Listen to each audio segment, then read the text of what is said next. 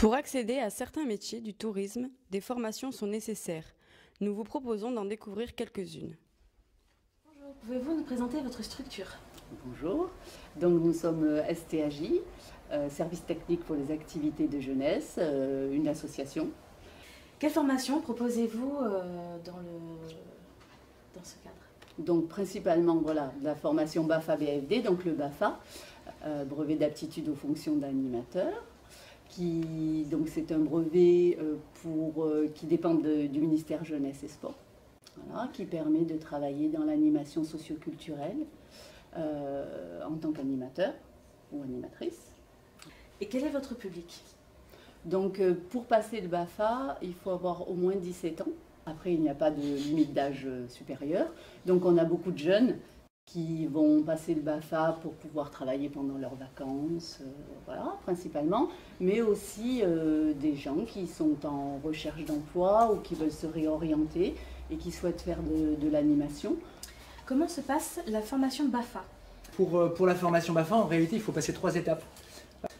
Donc la première étape, c'est ce qu'on appelle une formation générale, qui est une formation théorique, qui permet en fait aux stagiaires pendant 8 jours de découvrir tous les fondamentaux de l'animation, c'est-à-dire le rôle de l'animateur, la connaissance de l'enfant, et puis le montage de projet, comment monter un projet d'animation en direction d'enfants.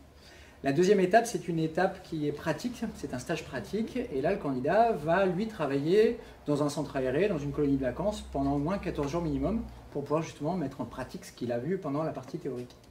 Et la troisième et dernière étape, c'est ce qu'on appelle un approfondissement. Donc là, ça dure 6 jours.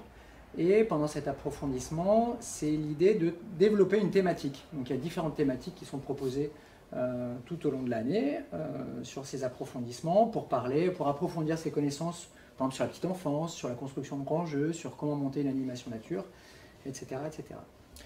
Quels sont les débouchés, s'il vous plaît, pour les formations?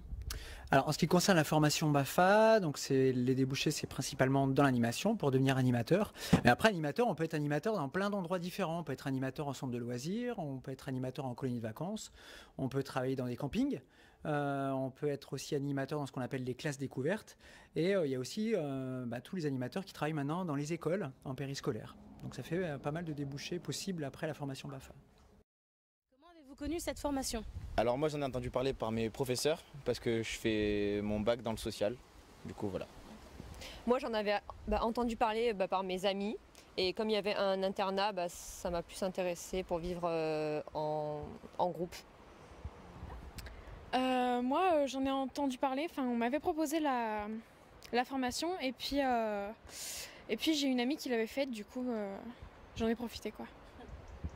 Et moi, donc, je suis en réinsertion professionnelle, donc pour faire médiateur social et familial, et donc il me fallait le BAFA.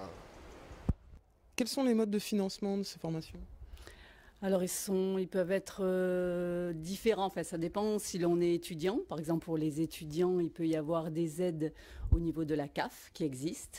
Alors il y a une aide de la CAF nationale et il y a des aides au niveau de la CAF Drôme qui sont particuliers pour les Drômois, pour les allocataires CAF Drôme.